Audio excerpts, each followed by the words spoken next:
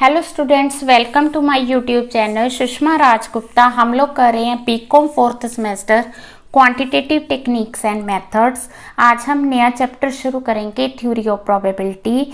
ये chapter BCom fourth semester के syllabus को तो कवर करता है, प्लस जिसके सिलेबस में भी थ्योरी ऑफ प्रोबेबिलिटी चैप्टर है, हमारी वीडियोस उसके सिलेबस को भी कवर करेंगी।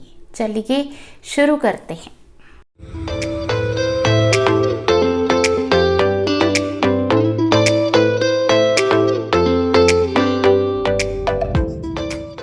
हाँ जी, सबसे पहले प्रोबेबिलिटी होती क्या है? प्रोबेबिलिटी वो है जिसे हम डे टू डे लाइफ में यूज़ करते हैं। ठीक है, कि हम जनरली होता क्या है कि हमें किसी चीज़ के बारे में डेफिनेट आइडिया नहीं होता, तो हम कहते हैं प्रोबेबिलिटी है। हम लोग ज़्यादातर बात करते हैं कि probability it may rain today, हो सकता है आज बारिश हो जाए। It is likely that particular teacher may not come for taking his class today.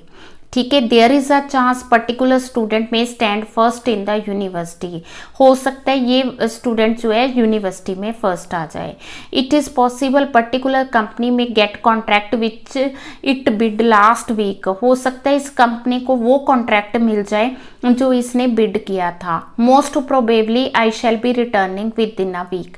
तो हम लोग डेली यूज़ करते हैं probability word, likely word, possible, chance words, तो ये प्रोबेबिलिटी को ही डिनोट करते हैं। ठीक है, तो क्यों करते हैं? क्योंकि इनमें भी अनसर्टेनिटी है, किसी चीज़ के होने या ना होने के चांसेस हैं। ठीक है, जब हम उसी चीज़ को जिसमें हमें अनसर्टेनिटी दिखाई देती है, जब हम उसे न्यूमेरिकली मेजर करते हैं तो उसे थ्योरी ऑफ प्रोबेबिलिटी कहा जाता है।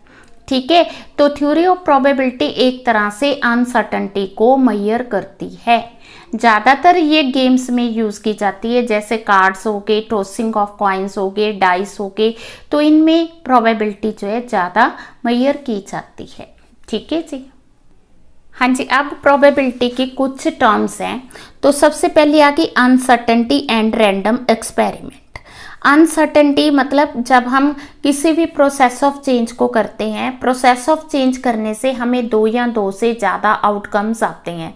वो जो आउटकम्स हैं वो अनसर्टेन है, हमें नहीं पता क्या आउटकम आएगा, तो उसे कहते हैं रैंडम एक्सपेरिमेंट। उस एक्सपेरिमेंट को जिससे आउटकम्स आते हैं उसे रैंडम एक्सपेरिमेंट कहा जाता है। जैसे हम कॉइन को टॉस करते हैं, हमें नहीं पता कि वहाँ पे हेड आएगा या टेल आएगी, so there is a uncertainty. ठीक है, वो कॉइन को टॉस करना that is known as random experiment. Random experiment वो एक्सपेरिमेंट है जो कि नॉर्मल कंडीशंस में किया जाता है, जैसे डाइस को थ्रो करना, जैसे डाइस को थ्रो करना। ठीक है, और दूसरा है कॉइन को टॉस करना।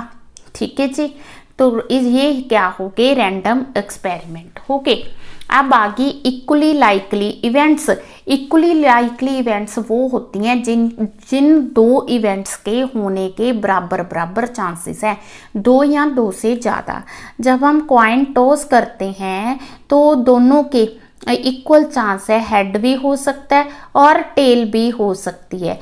हेड और टेल के होने के इक्वल चांसेस है, तो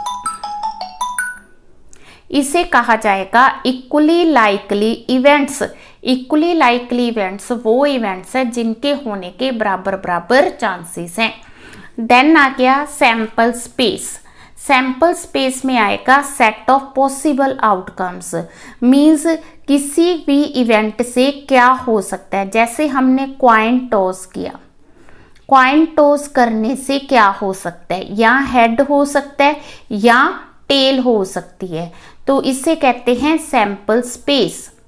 ठीक है, जब हमने डाइस थ्रो किया तो उससे क्या हो सकता है? 1 हो सकता है, 2 आ सकता है, 3 आ सकता है, 4 आ सकता है, 5 आ सकता है, 6 आ सकता है, तो सैंपल स्पेस क्या हो गया? 6। तो सैंपल स्पेस मतलब सेट ऑफ पॉसिबल आउटकम्स क्या हो सकता है। अब इवेंट क्या है? कि जो होया, जैसे हमने कॉइन टॉस किया, उस पे हेड आ गया, तो ये क्या होगी? इवेंट होगी। जब हमने डाइस थ्रो किया, ठीक है, तो वहां पे ओड नंबर आ गया, ओड नंबर क्या हो गया? ओड नंबर क्या हो गया, इवेंट होगी। Event is subset of sample space, वो जो आउटकम आता है उसको इवेंट कहते हैं। हाँ जी, नेक्स्ट है म्यूचुअली एक्सक्लूसिव इवेंट्स। ठीक है, एक्सक्लूसिव वर्ड से ये पता चलता है कि वो दो इवेंट्स जो इकट्ठे नहीं हो सकती। मींस जब एक इवेंट अक्कर करती है, it excludes the occurrence of the other, उससे फिर दूसरी इवेंट नहीं होगी। जैसे हम कॉइन को टॉस करेंगे, जब हम कॉइन को टॉस करेंगे तो हेड आएगा, हेड आएगा तो क्या होगा, टेल जो है नहीं आएगा। मींस एक इवेंट अगर हो रही है तो दूसरी नहीं होगी, उसे म्यूचुअली एक्सक्लूसिव कहा जाएगा। ठीक है जी। देन आगे एग्जॉस्टिव इवेंट्स।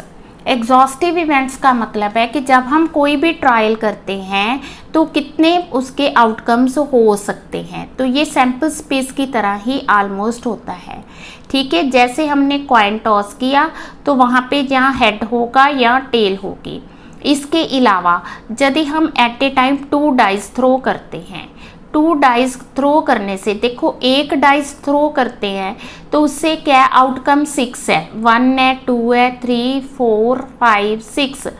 बट अगर एट ए टाइम 2 डाइस हम थ्रो करते हैं तो उसके जो आउटकम्स हैं वो 36 है। वो कैसे, जैसे जो फर्स्ट डाइस है उस पे 1 आएगा, ठीक है, उस पे 1 आया, दूसरे पे 1 आ सकता है, पहले पे 1, दूसरे पे 2, पहले पे 1, दूसरे पे 3, पहले पे 1, दूसरे पे 4, पहले पे 1, दूसरे पे 5, पहले पे 1, दूसरे पे 6। इसी तरह पहले डाइस पे 2, फिर दूसरे पे 1, पहले पे 2, दूसरे पे 2।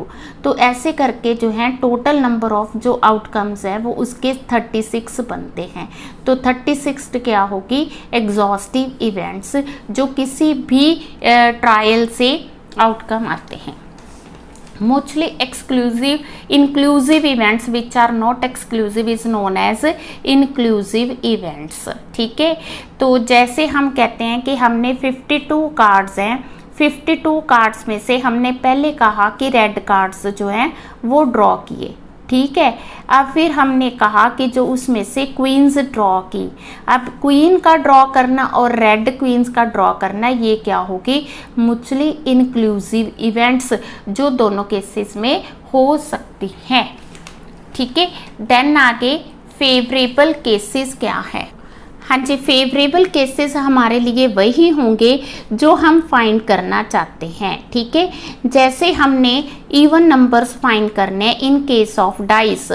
ठीक है, तो फेवरेबल केसेस इवन नंबर के आगे 2, 4, 6। ठीक है, तो फेवरेबल केसेस अगर हमने ओड फाइंड करने इन केस ऑफ डाइस तो 1, 3, 5, ये क्या हो गए हमारे लिए फेवरेबल केसेस। फेवरेबल केसेस जो हम फाइंड करना चाहते हैं। सिंपल इवेंट, सिंपल इवेंट वो इवेंट है जो इजीली हम फाइंड कर सकते हैं।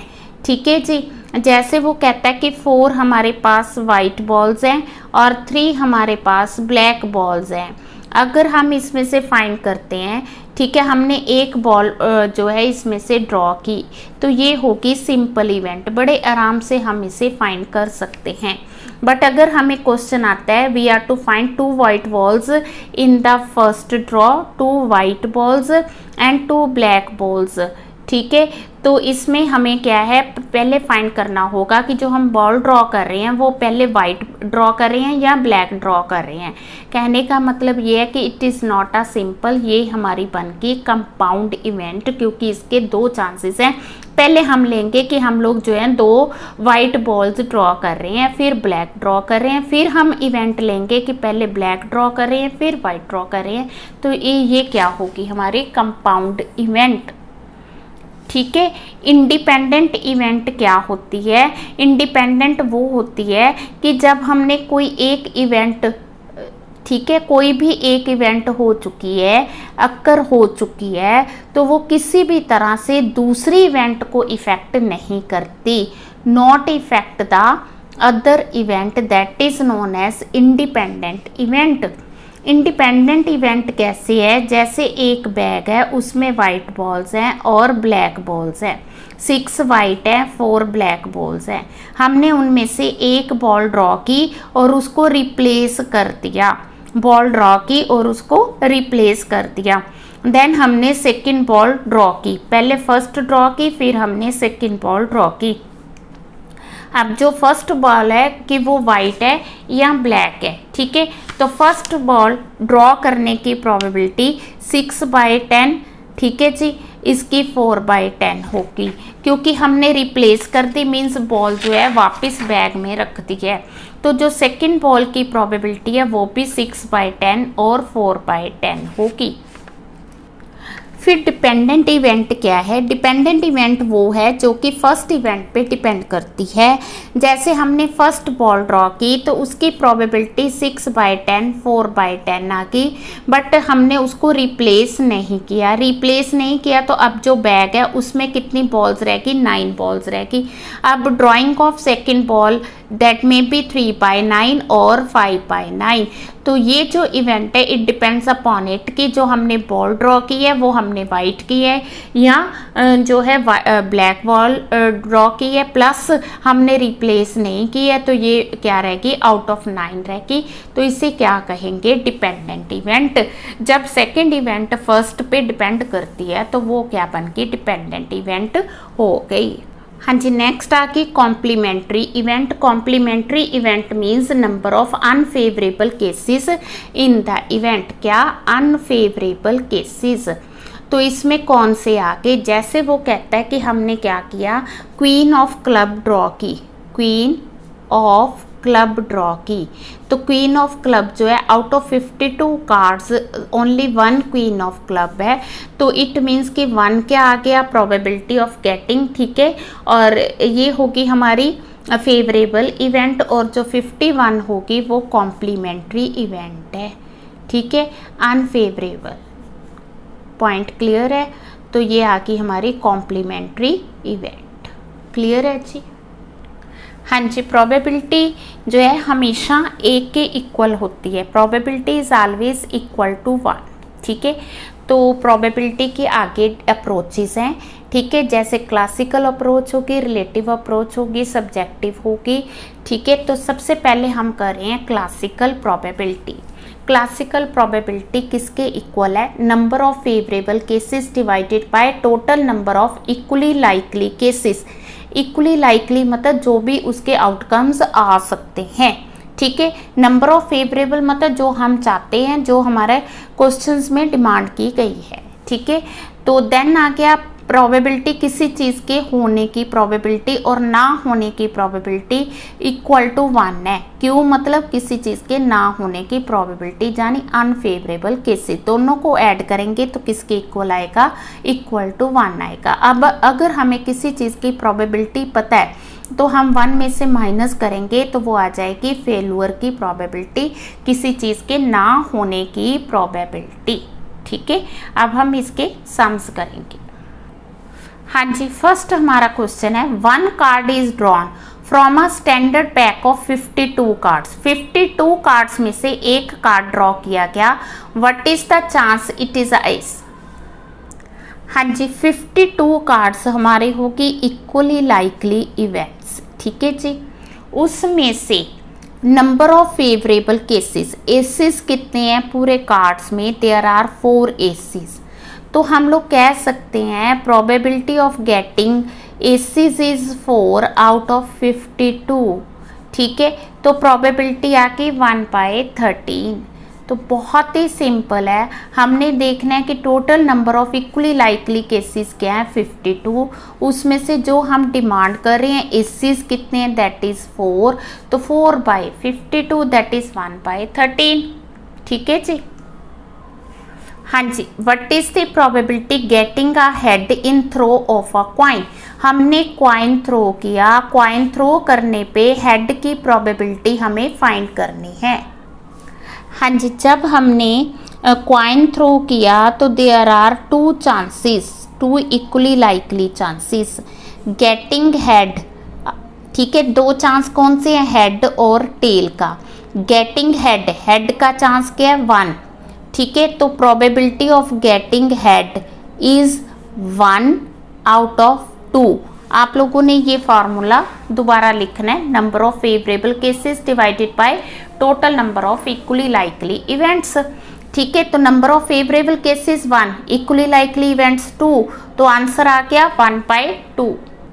हाँ जी, नेक्स्ट क्वेश्चन है कि in a single letter is selected at random from the word statistics, what is the probability it is a vowel. ठीक है, तो पहले हम देखेंगे कि कितने नंबर ऑफ वर्ड्स हैं, 1 2 3 4 5 6 7 8 9 10।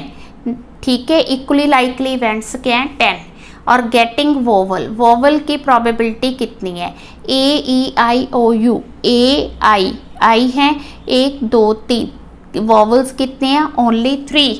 तो probability of getting vowel is, हाँ जी, कितनी है, 3/10। ठीक है, मैंने नंबर ऑफ क्वेश्चंस ज़्यादा करने हैं, तो आपने एक दो आपने क्वेश्चंस करने हैं, तो यहाँ पे फॉर्मूला जरूर लिखना। हाँ जी, नेक्स्ट एग्जाम्पल है, एक बैग है, बैग में 10 ब्लैक बॉल्स हैं और 5 रेड बॉल्स हैं। We are to get the probability of getting red ball. हमने क्या किया, बॉल ड्रॉ की है और उसकी प्रोबेबिलिटी फाइंड करनी है।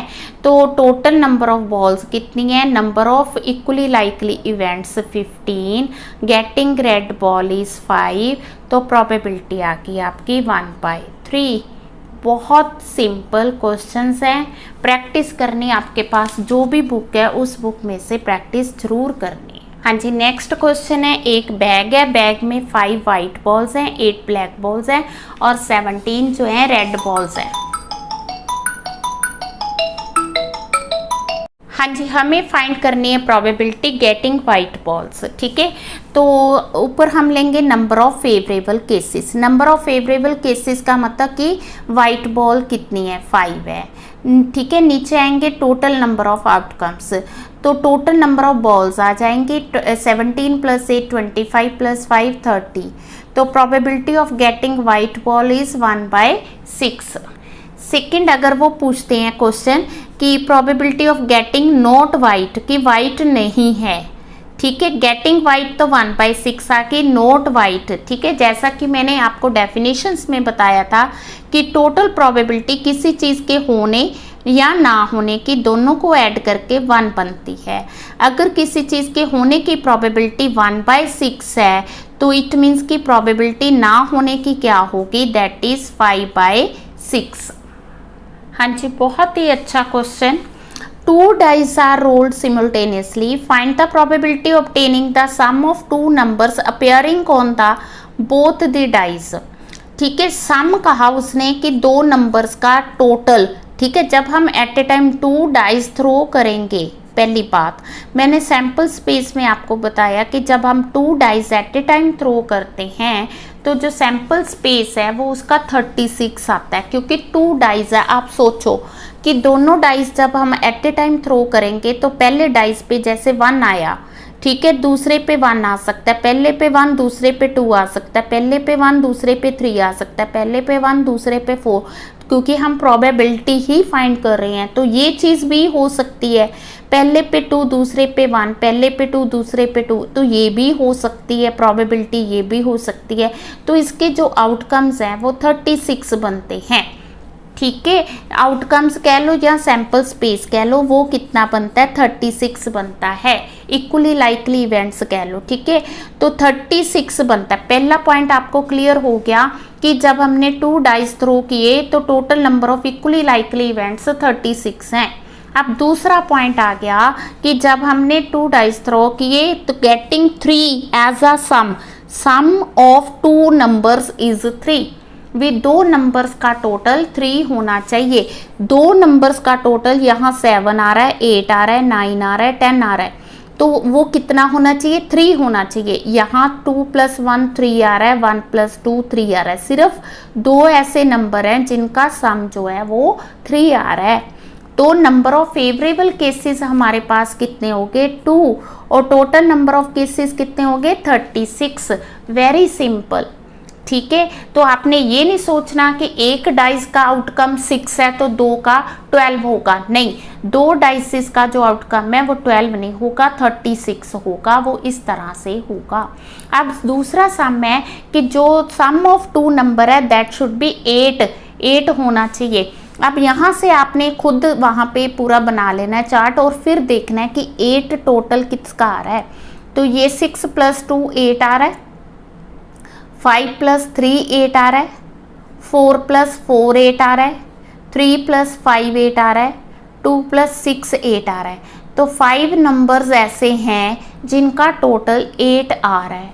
तो यहाँ पे आउटकम क्या हो गया 5 और टोटल कितना हो गया 36। तो इसकी प्रोबेबिलिटी क्या होगी 5/36। पॉइंट समझ के इसकी प्रोबेबिलिटी होगी 5/36। ठीक है। अब अगर मैं आपसे पूछूं कि जिनका टोटल 7 आ रहा है, जिनका टोटल 7 आ रहा है, तो हम लोग क्या लेंगे, यहाँ 6 + 1 7, ठीक है, 5 + 2 7, 4 + 3 7, 3 + 4 7, 2 + 5 7 और 1 + 6 7। तो 6 ऐसे नंबर्स हैं जिनका टोटल 7 आ रहा है। तो यहाँ पे हम प्रोबेबिलिटी ऑफ गेटिंग सम 7 की प्रोबेबिलिटी क्या होगी 6/36, क्या होगी 1/6। पॉइंट क्लियर है। तो इस तरह से आपने लिखना बहुत ही अच्छे से है, नंबर ऑफ फेवरेबल केसेस करके। ठीक है, टोटल नंबर ऑफ केसेस 36, तो ये 1/6। इसी तरह क्वेश्चन आया हुआ है किसी और बुक में कि टोटल जो है 11 है। अब तो आप कर ही लोगे, 6 + 5 11 आ गया, 5 + 6 11 आ गया। देयर आर 2 नंबर्स जिनका टोटल जो है दैट इज 11, 2/36। ठीक है जी। हाँ जी, आपने इसके साथ के क्वेश्चंस की और इन क्वेश्चंस की प्रैक्टिस करनी है। जो हमारी नेक्स्ट वीडियो होगी उसमें हम एडिटिव और मल्टीप्लिकेटिव थ्योरी करेंगे। ठीक है, सारी वीडियो साथ साथ देखनी और क्वेश्चंस करने हैं। वीडियो अच्छी लगी है तो लाइक करनी है। चैनल को अभी तक नहीं सब्सक्राइब किया तो ज़रूर सब्सक्राइब करें और वीडियो को ज़्यादा से ज़्यादा शेयर करें। Thank you. हमेशा खुश रहें।